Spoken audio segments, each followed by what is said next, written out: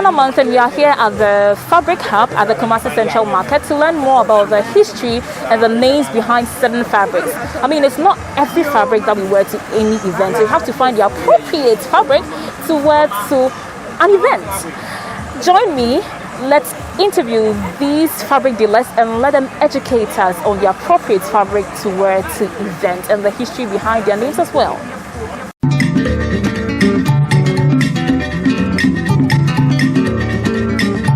Baba na de swai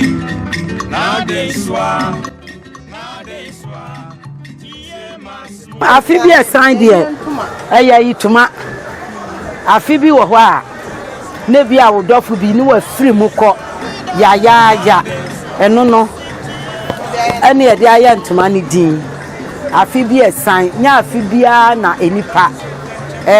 wani gye ewie opeye so ho ye fa ne VIP ye be ye ohwade a unse VIP de ye Ntoma a ye animunyam wom obi ba so ba be ye obi hwade a we nyina ye betimi ama obi so ho na we say no bibi te se Ntoma we say ho we ye fa no Odo Spray any brain soja kokko ni sama market we ye enketwa guest ne de bo life enti na kese wo ho na we ye enketwa eno na guest no say wo mo de bo life meni na bi na masu afre no unse wi ase na de ba kope wo maame mi obeyo yie kura enti se wankasa wo maame so atiase enti wo maame ade a wo ye na esu wu a wo de etwa a kire we no ye friend Akuffo ba we no minnim obo a o de be kwa yi obo so I don't know we won't me de me fam kwa I don't know bi a Akuffo ba so no ene bi a saatam wo mu twai we de enketwa ne de efo epo ni nyina ye sister cities